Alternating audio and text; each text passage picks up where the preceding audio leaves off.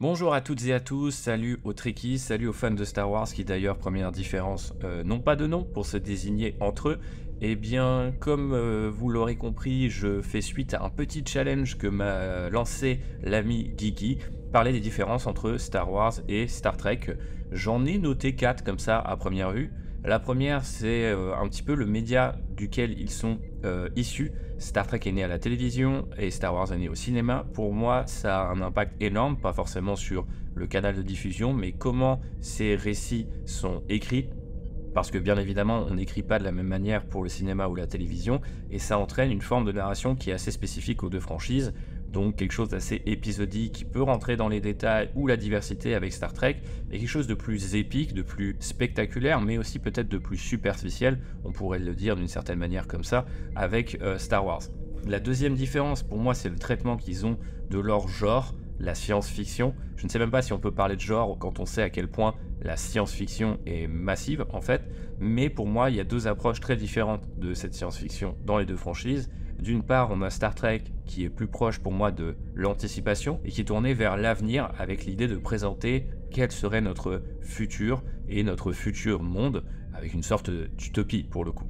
Là où Star Wars est plutôt tourné vers le passé, d'ailleurs chaque film Star Wars s'ouvre par il y a bien longtemps dans une galaxie lointaine, très lointaine, il n'y a aucun récit qui explore vraiment cette phrase, mais c'est une forme pour moi de note d'intention sur le fait que la science-fiction qui est pratiquée par Star Wars, elle est plutôt tournée vers les faits historiques, vers la sociologie, vers des événements qui ont déjà existé dans notre monde, mais qui se réincarnent dans un univers un peu plus fantastique et merveilleux, qui est celui de Star Wars. Et pour le coup, on a une science-fiction qui est tournée vers l'avenir avec Star Trek, et une science-fiction qui est tournée vers le passé et vers l'idée de ne pas reproduire les erreurs du passé avec Star Wars. Et pour moi, ce sont deux approches très différentes, mais qui viennent peut-être d'une même idée, c'est-à-dire éduquer en fait les gens qui seraient divertis, certes par ces histoires, mais pourraient aussi en tirer quelque chose du point de vue de, on va dire, la morale, la philosophie, la politique, etc. Donc ça, je trouve que finalement, ça les sépare, mais quelque part, ça les réunit un petit peu aussi à la manière de la troisième différence que j'ai pu noter, à savoir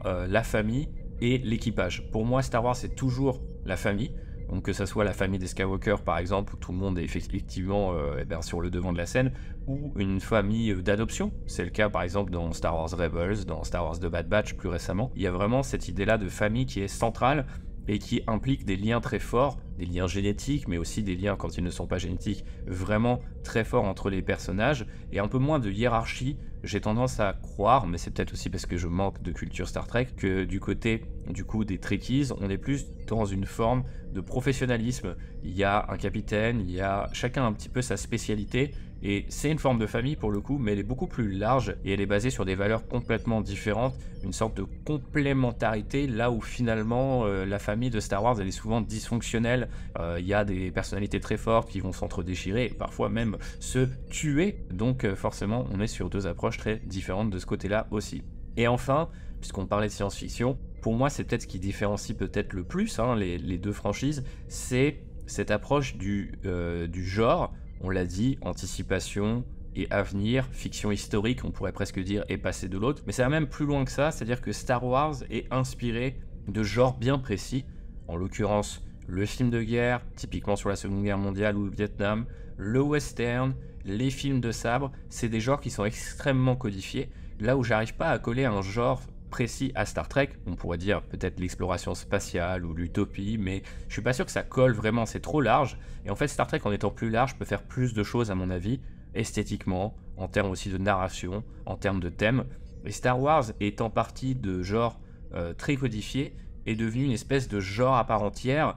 Et il y a un genre Star Wars, il y a une esthétique Star Wars, il y a une narration Star Wars qui est très forte et plus mieux définie, je dirais, que dans le cas de Star Trek. Bien sûr, les Trekkies me répondront qu'on a toujours avec un équipage qui va visiter des planètes, va essayer de résoudre des problèmes, etc. Mais en dehors de ça, la façon qu'on a de traiter ce sujet peut être complètement différente d'une série, d'un film à l'autre. Et moi, ce que j'ai vu d'ailleurs dans Star Trek, c'est souvent cette réincarnation d'une même approche, mais dans des thèmes et des tonalités qui sont complètement différents d'une série à l'autre, d'un film à l'autre, d'un média à l'autre, là où Star Wars quand même a du mal à dépasser son cadre de base, peut-être parce qu'il est un peu plus codifié, un peu plus définie.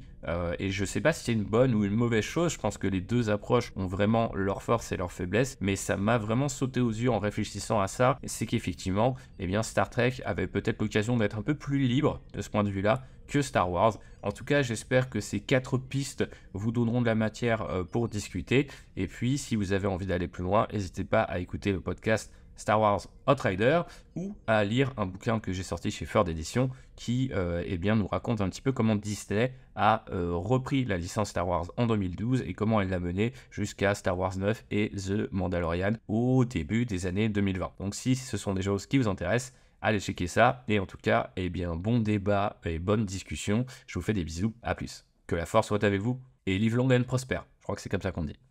Ciao.